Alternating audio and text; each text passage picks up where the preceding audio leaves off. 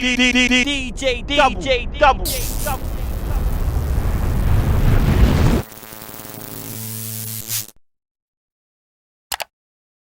Osh, welcome, bro. Love, bro. What are you telling me? I'm alright, man. Come on.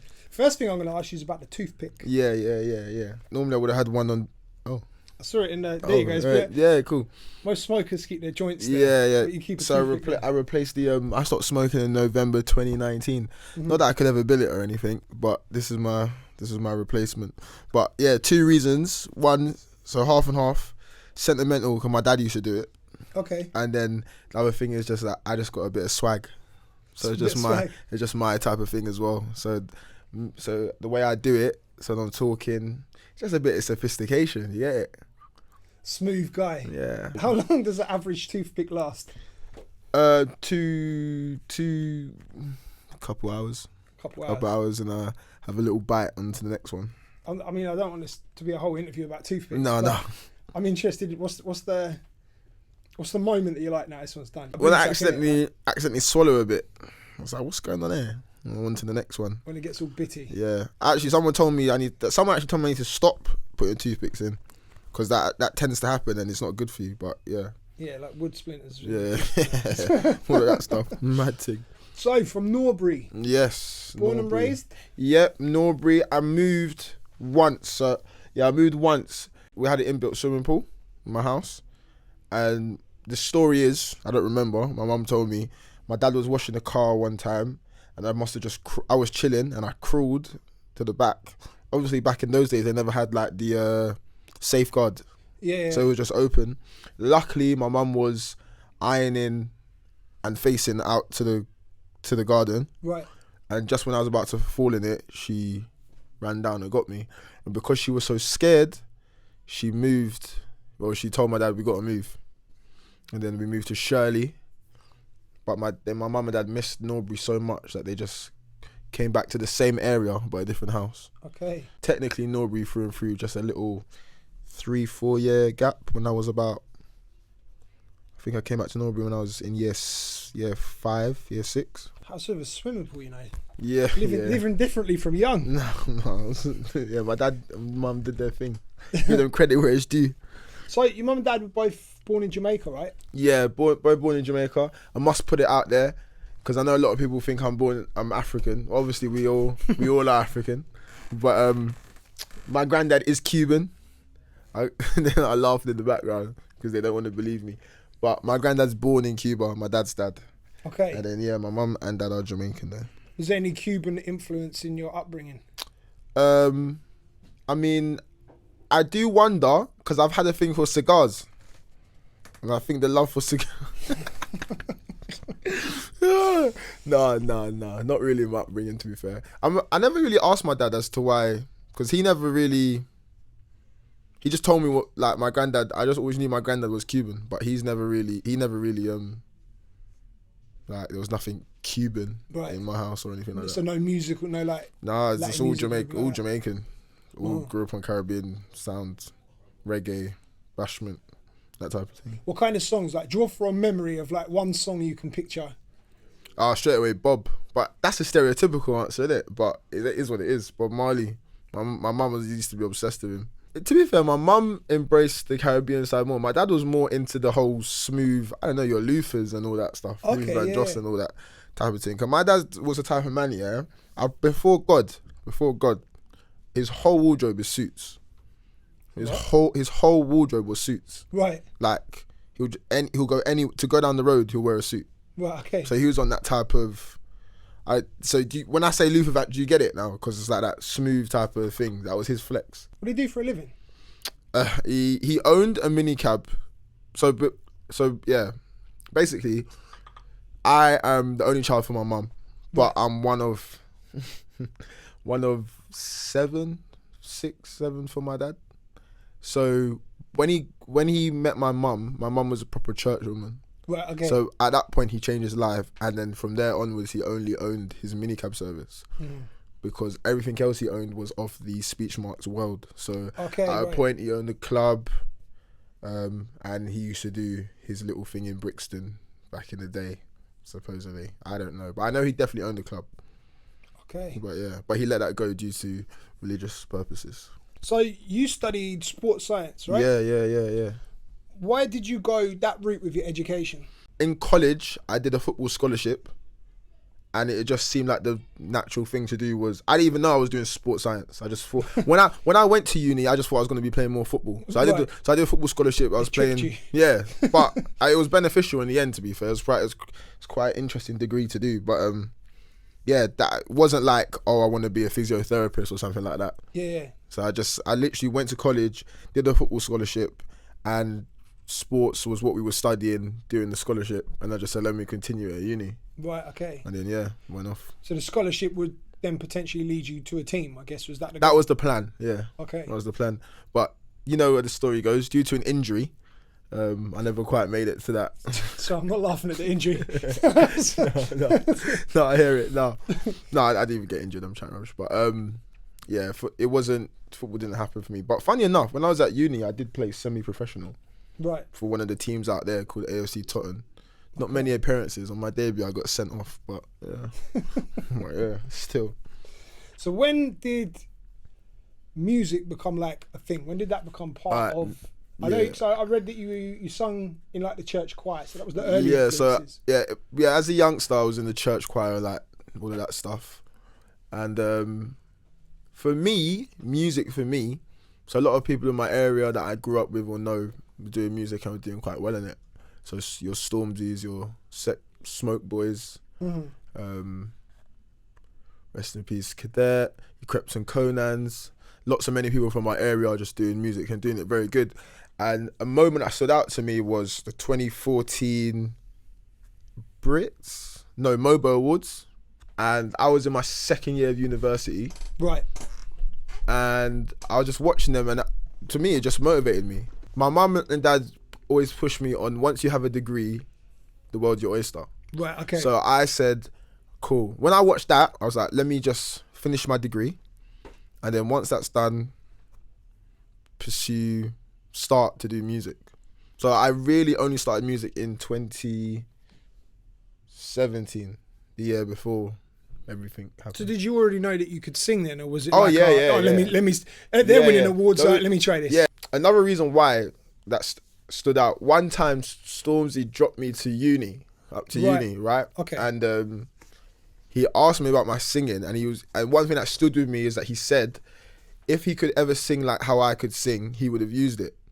Fast forward from that conversation, this was before they got the MOBO Awards. Mm-hmm. So that's in my head. And then I've watched a person I used to look up to, who told me that if he had my talent, he would use it, is now getting awards. So it just motivated me. I was like, because singing wasn't the thing, like, obviously everyone raps, but singing is my thing. And singing growing up, especially where I'm from, my school, type of people like that, singing wasn't really the thing, innit? So it was a thing that I kind of shied away from. If you knew, then you knew. It's nothing I wouldn't like hide it, but it's something I would promote. Once I started to see people that inspired me or people that I saw doing it, I don't hate. Those things motivate me. So once I started to see that, I was like, cool, maybe I can do this. And thankfully, in the end, it kind of worked out. But yeah. Mm-hmm. So yeah. You went viral in 2018. 2018, yeah. And I started in 2017, yeah.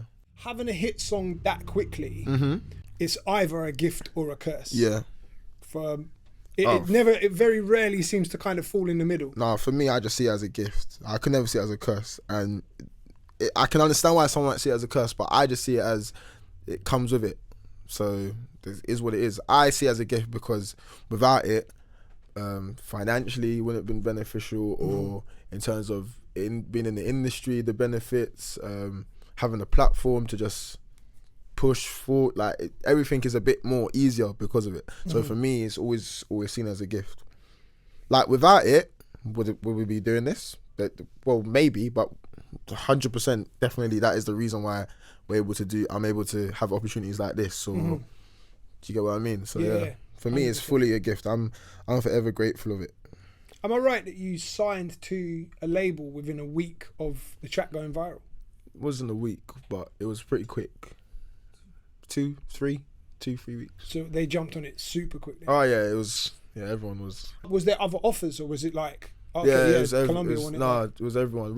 I think we did quite well with how we dealt with that. So we saw everyone was on it. Everyone was onto it. And then we just met with everyone because we wanted to see who was genuine and who wasn't. And we thought Colombia was the right one. And I don't have a negative thing to say about Colombia, to be fair. I got a very good relationship with a lot of people that are still there and not there. So yeah, from my end, it went well. Because you had a 2-single deal, didn't you? So it was that one which obviously was remade and new beat and 2 stuff. singles and and No Love, right? Yeah. So I think a lot of people that aren't in the industry, when they see someone like you in your position where you're independent now, of course, where you're independent now, and you were signed, I feel like a lot of people look at it as in, he got dropped because the next single didn't hit as hard as the first one, and da-da-da-da. What they don't realise is, no, it was 2 singles. Yeah, like that was. We left out of our own choice anyway. So yeah, because we went and said we just wanted to do our own thing. I got nothing bad to say about Colombia. Before God, like the people there were good, treated us well. What we needed, they done. Obviously, there's things that could have been done better and whatever, but in terms of like how we connected with them, it's pretty good, pretty smooth. It's good to hear. How did you know that you were getting a good deal? I mean, I know how, but I like to just, I know how,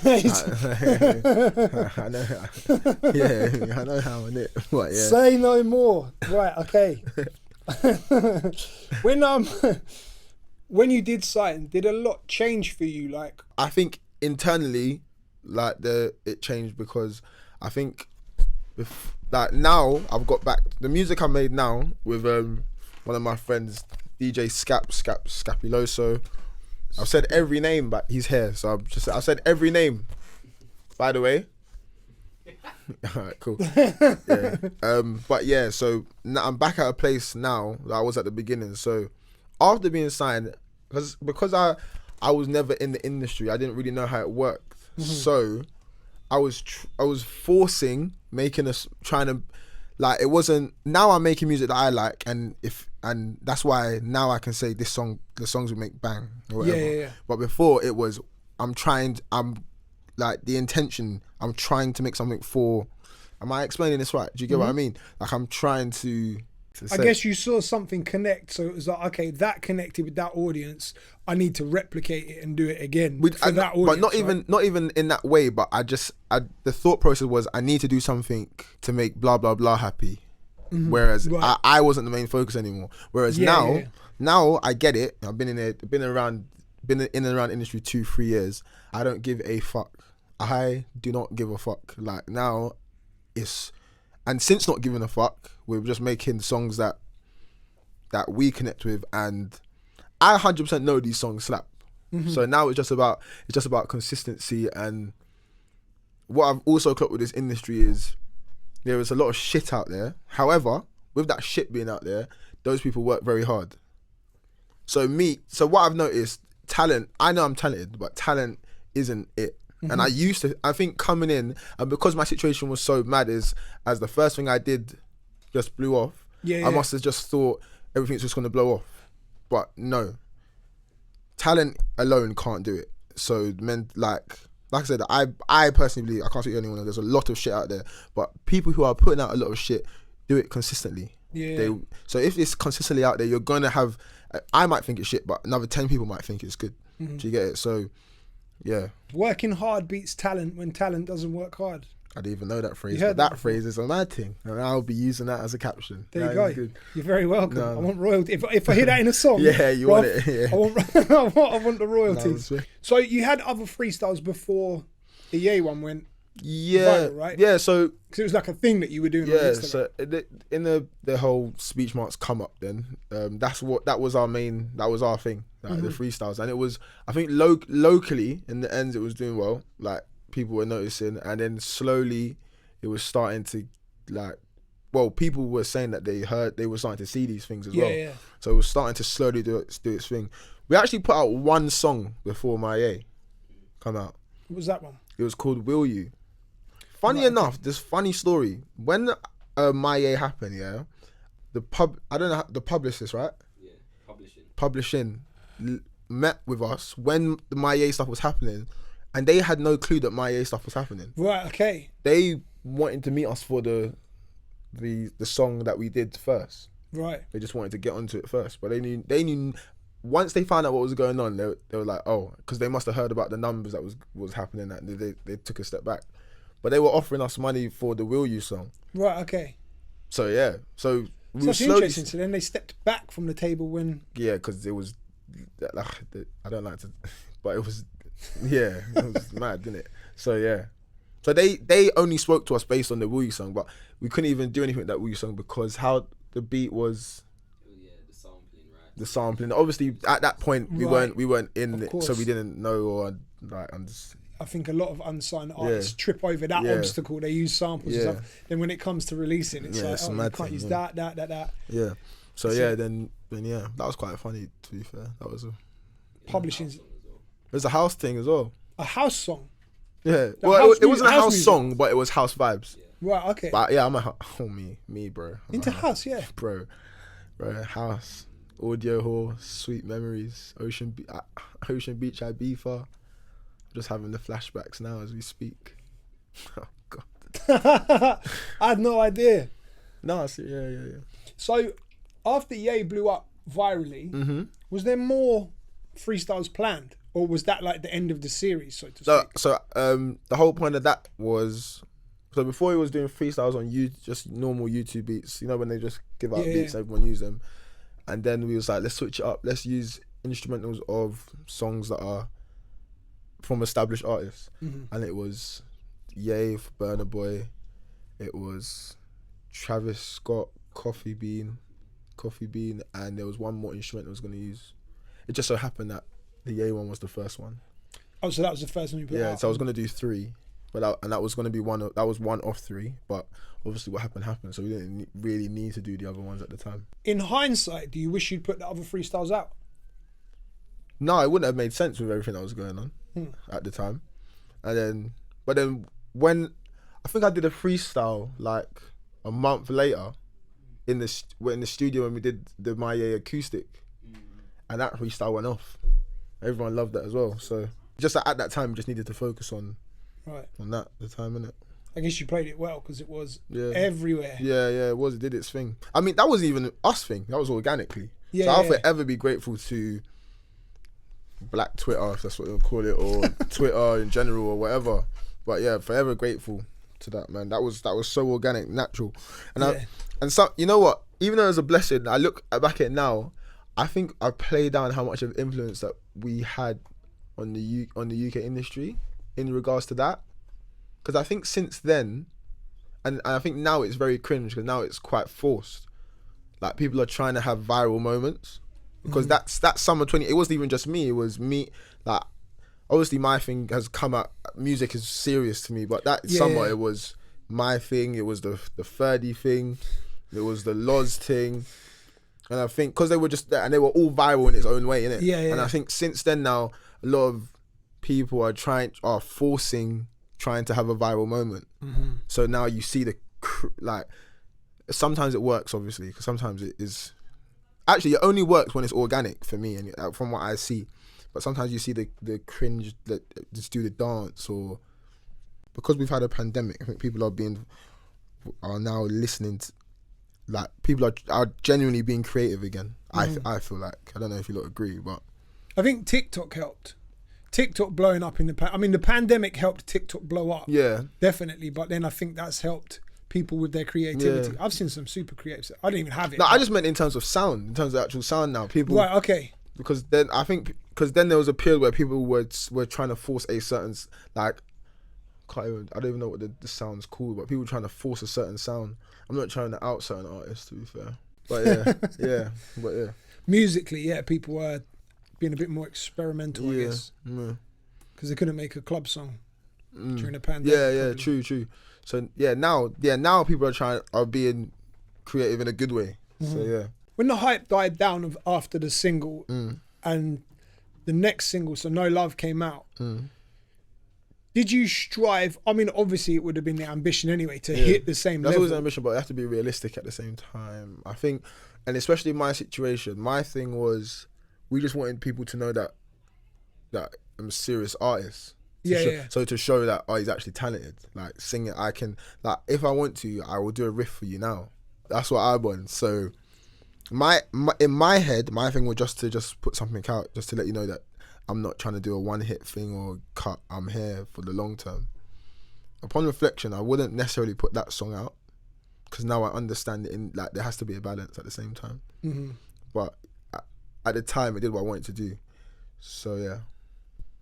See, I feel like it was a good song, but from the general public's perception, because My EA was such a big hit, they had a huge expectation for the follow-up. Yeah. So even though it was a good song, it didn't hit the way they wanted it to. No, I completely get that. But me, I don't get upset about those things. That's life. That's what this industry is. Mm-hmm. The aim is to be at the top, but you gotta. Like I said, now I kind of understand the formula. I kind of understand like now I'm even still saying kinda, and I've only been in 3 years, so I'm still a newbie. But we're getting it now. We're starting. Me and our team, we're starting to understand how it kind of works. When things went a little bit more quiet, did you notice like an industry shift, like with how people dealt with you? Oh no, people can try, but my personality wouldn't allow that. How do you mean? I'm not an idiot, so that people can't move like that to me. And even if they do that behind my back, maybe, but to my face has to still be, because I will let you know, and you'll feel silly if that's the case. So yeah.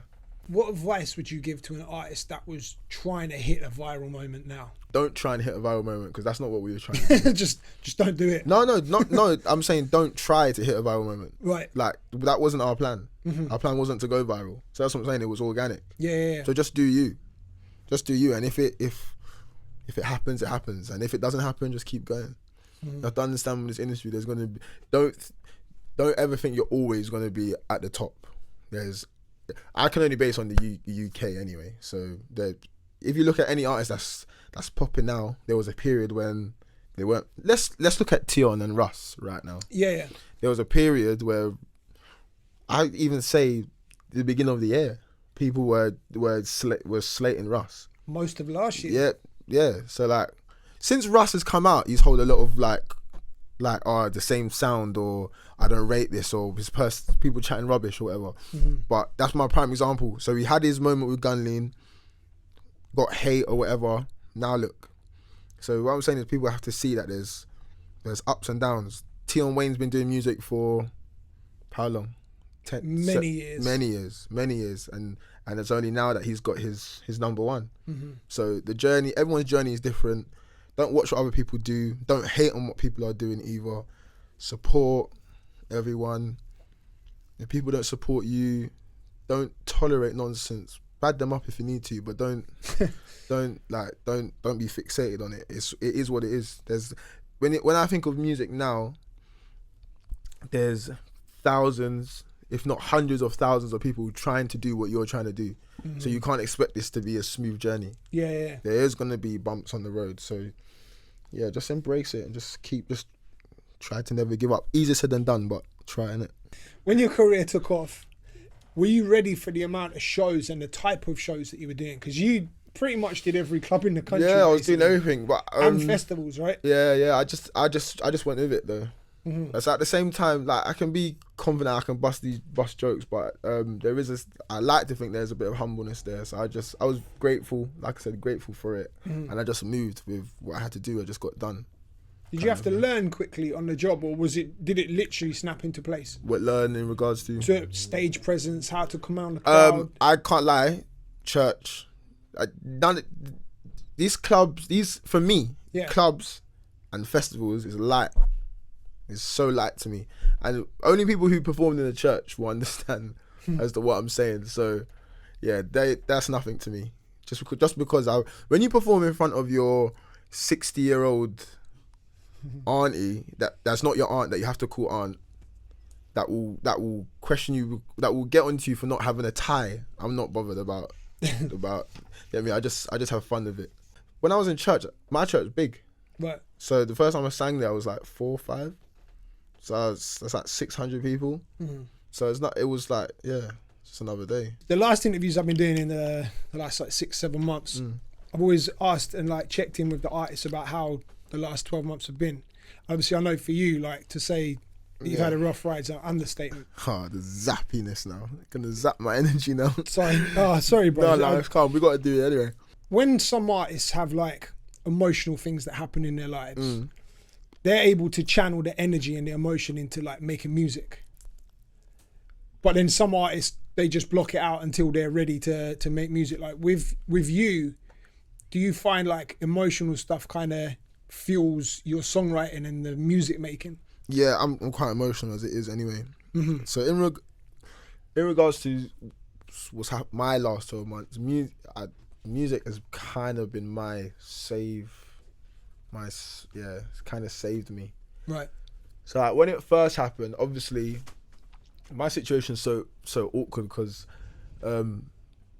that's when the pandemic first happened. So that's when we was all really on lockdown. Like, no one was going out at the time. I don't know. But I wasn't going out at the time because obviously I was also caring for my mum. So she's vulnerable. Yeah. So when it happened, there was like, I couldn't go and see my dad. So he was in the hospital for 3 days and then obviously he passed away. Then I couldn't get out of my house to go and, I don't know, just have a moment to myself. Then I'm also caring for my now grieving ill mother. So it was all 3 in 1. And that's literally what it's been for the whole year. So throughout that year, like when people were, when they had the little gap when people could fly out and that, I could have flown out, but I didn't want to leave my mum for the first year because especially in that time, I was the one looking after her. And yeah, leaving her by herself when she's got Parkinson's, innit? So it's very difficult for her like to move and stuff like that. And there's only certain stuff that she feels comfortable with only me helping her with type of thing. So so music was the only, when we was allowed to go studio and stuff, music was my only get out. Even Sex Appeal, the song that's out now, so we did that because at the time House Party, everyone was doing House Party. Right. So me and Scaps, we just did it on House Party. That's how we started. That's how we started doing the song. And that was kind of what was keeping me sane at the time. Because literally at that period, I couldn't go nowhere. I was stuck in my room. Yeah. I had no like getaway. But yeah, music really was my get out, even though I couldn't physically get out. So, good escapism. Yeah, that's the word I'm looking for, escapism. So mad. I now understand why musicians, you always see stories about musicians like, I don't know, getting addicted to drugs or becoming suicidal and stuff, because my best creation has come through me going through the worst period of my life. So once that happened to my dad, I just had I don't give a fuck mentality. So once we was allowed to go studio, we banged out. How often was that studio? Every day.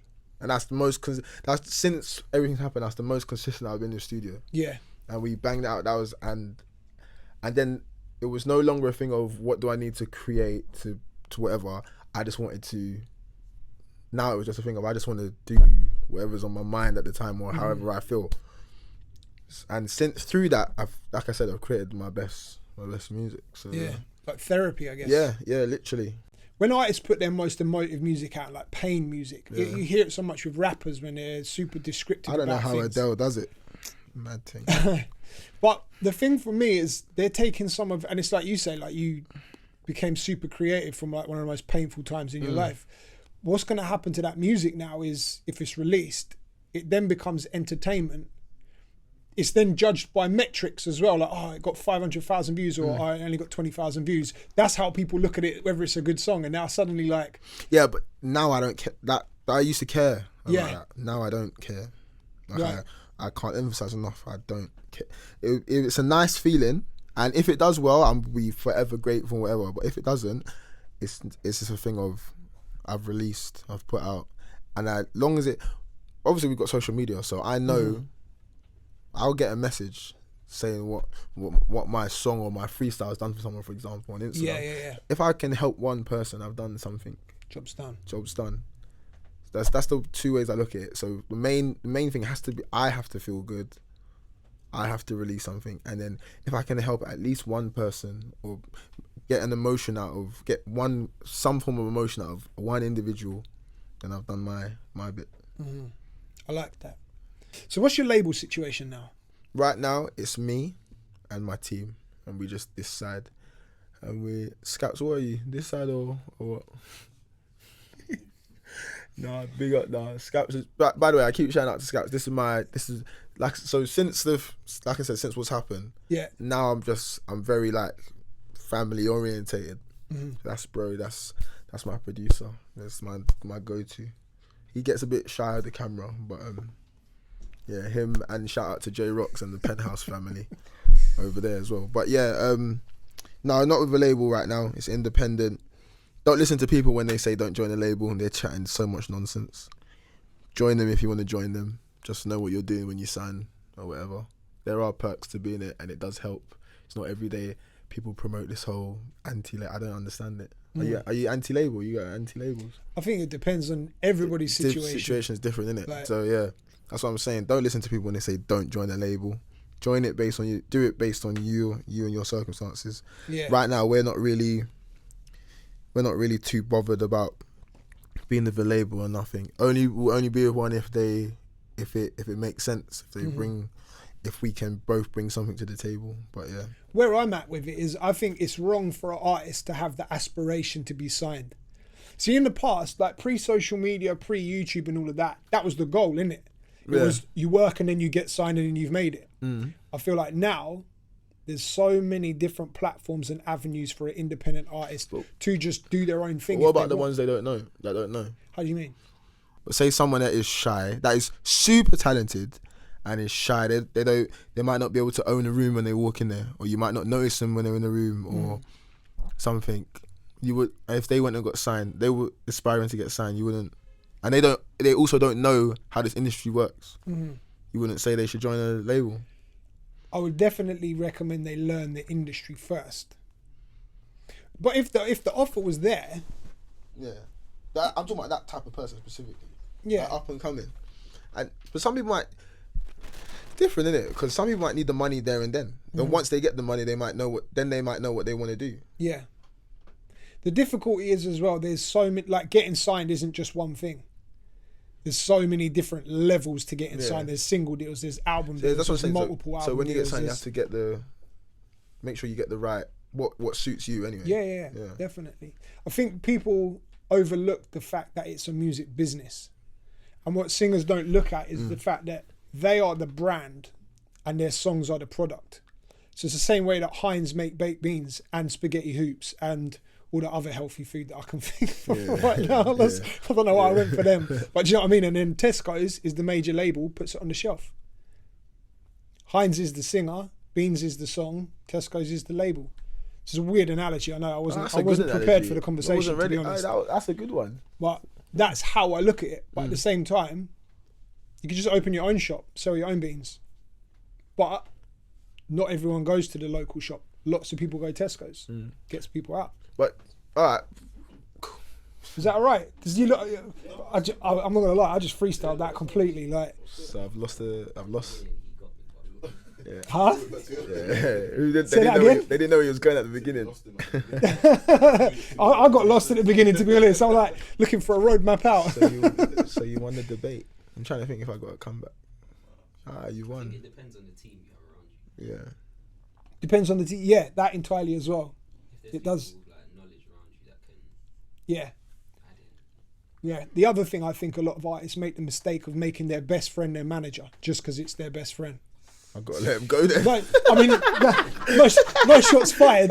That was a really badly timed comment as well, wasn't it? Oh! That's I don't think there's any recovering from that. Funny. Oh, it's just been a pleasure. Thank you. No, sorry.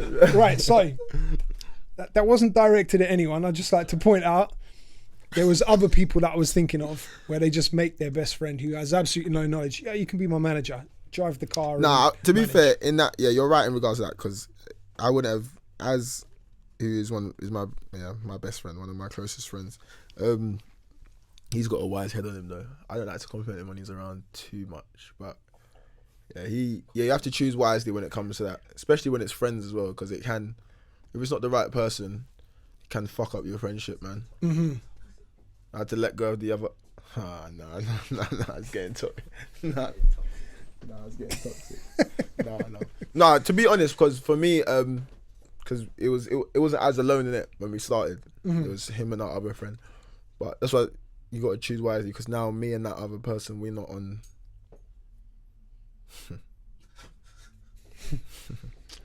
This one's zapping. Wait, put some rain in the gate. But yeah, no, you have to choose wisely still. But it's that thing, business and friendship, and it gets tricky sometimes. Yeah, it does. The sound that you make in your songs, like for me, when I listen to it, with the exception of a gospel freestyle that I heard you do, I'd say undeniably what you make would be what I called UK R&B. Okay. You agree? I hear you. Only reason I say hear you is because the lot of songs we made now, I wouldn't say it's R&B. Unreleased. But it's, the unreleased one. Okay. But They don't count. there is R&B in there. So yeah, UK R&B. Yeah. I feel like a lot of UK-based artists that are making what I'm just going to call UK R&B are held back by the fact that there's not like a solid R&B scene. The way that you see that we've got a rap scene now, we've got a self-sustainable rap scene in the UK. Yeah. Doesn't seem to be the same thing for R&B. There seems to be artists that are kind of just doing their own thing, but no scene. See me, it is what it is. These things take time. I don't. When I see on social media and stuff, I don't like. I get it. You might have moments of frustration and stuff like that, but when I get back to my normal self, it literally is what it is. So right now, there is a wave of R&B. There's lots of UK R&B artists. Rebecca Garton, Scribs Riley, myself. Then who else? Ray Black, Ling Hustle, Ling, my days. Odile. Yeah, hard. Who? There's a lot. So if everyone just keeps doing what they're doing, be patient, it's gonna come. Like Amazon started a R&B playlist the other day, didn't they? Is that right? Yeah. Yeah. So like, it's all starting to happen. And what's mad is before there was no conversation. At least now there is the conversation of people are looking. People are looking. Where is the scene? So the scene's there. Just I even mark my words. I'm thinking about within the next 2 years it will fully be established. Where was drill 2 years ago? Exactly. Like, where was the UK scene 5 years ago? Even though there was one, where was it in terms of mainstream or whatever? These things just take time. Everyone just keep doing their thing. The talent is there. I think Drake is on us for no reason. There's a reason. Yeah. Like, there's a reason why the current GOAT, because the real one's Michael Jackson, but the current GOAT is on our scene. Because they can see it a mile away. LMA, my God, come on.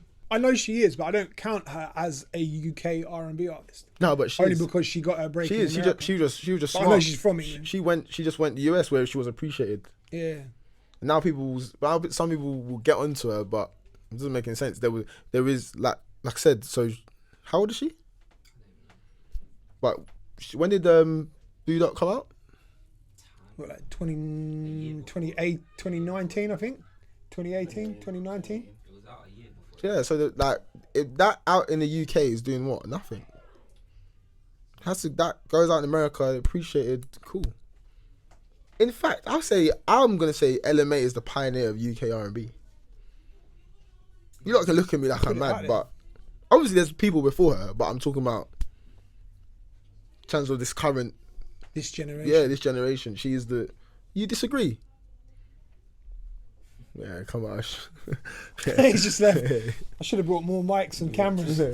But yeah. How do you feel about collaborations? Because you don't really do it too much. I think for me, I need to earn it. Okay. Like I said, my situation is very rare in terms of how I come in the scene and how like my name, not big up my thing, but like I'm like people know. You can big up your thing, bro. That's why we're here. Yeah, but say it with your chest. Yeah, you know what I mean. They know who you are. But because my situation is so backwards. Yeah. Like my first ever song is So Big, right? The biggest song, but there's no story behind. Mm-hmm. Like, I have to keep coming back to Tion Wayne or Russ, for example. Tion Wayne's number one right now. You can look back years upon years upon years. You can see the journey. For me, you can't see a journey. You just, I'm giving you my journey now as we go along. Now people are starting to get it. Mm-hmm. Only now people are starting to get it. So I've only collaborated with one person, and that was because that's someone I write with, and I just felt like it was right. AV. And Trizzy's bro. But why'd you keep laughing when you mentioned Trizzy? Nah, We've got to get this story now. Trizzy's causing it. Can I get the rain? No. Nah, Trizzy's bro. Trizzy's doing this thing. You know, he's in America living life right now. All right. I've always felt like you would be. I say always felt, but since I heard you, I felt like you'd be a great hook guy. If I was a rapper, I'd probably call on Osh for a hook. You know what? People have spoke to me. But I am like literally I literally feel like I need to earn my position. I thank God for my position. Mm-hmm. But I feel like I've now got to do the graft. And it's just, I would have done it a lot earlier, but we've had a pandemic. Yeah. I've had a mad year personally that kind of held me back as well. So now we're just putting in the groundwork. I think I want to put out like another 4 more songs and then my project, and then I can start. Then I think it's fair enough for me to start doing collabs. But I feel people need to learn about me first. Mm-hmm. And then I'll be good to go with the collabs. And I don't want to just collab with anyone as well. What's the criteria? Talent. Be talented. I noticed that some of a lot of the best artists are very picky. Mm-hmm. And I'm starting to clock it, so because I'm very like, I think it's a good thing. I don't think I'm better than anyone in terms of I'll talk. Like, I don't move big time. I like to think I don't move too big time or anything like that. But notice that sometimes you might have to. All about positioning. So if I just allow everyone to think they can collab with me, maybe my collab might not be worth something. Whereas, who collabs with like a minimum amount of people? J Hus, for example. Perfect. Yeah. You have to either be special, or the song has to be special to get a collab with J Hus, right? Yeah, so yeah. It's worth something. There you go. So there's value there. That's kind of where I want to eventually position myself in that collabing thing. Hopefully, God willing. Mm-hmm. So tell me about the project. It's called Toxic. Toxic, man. I had to get it all out of my system. Is it finished? Yeah, but you know what? We've done a lot of songs since, so we might change up the what's the word I'm looking for? Track list.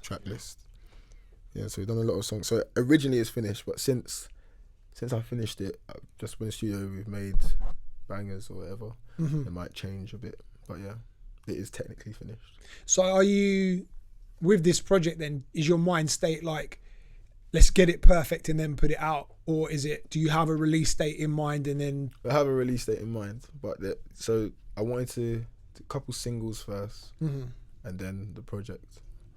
But the plan is... Will they be connected? The singles will be from the project or just separate things? Separate. Right. No songs on the Sex Appeal. Apart from one then.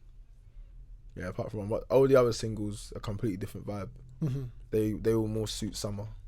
Right, Whereas okay. Toxic is more me letting out the toxicness, the emotions, the trauma, the pain, the hurt, the love story, all of that stuff. Mm-hmm. So yeah. How many tracks? Roughly? Six. Maybe 7.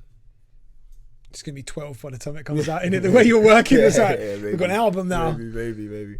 No, 6, 7. So what does the future look like for you? Like the EP's out now and then the end of the year comes and... I'll tell you what it is. Go on. Let me find it.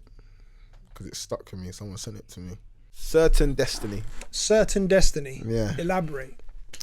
I think I looked at Certain Destiny. So Certain Destiny comes from the video that Drake put on Instagram, and at the beginning of his award, at the award show for him getting Artist of the Decade.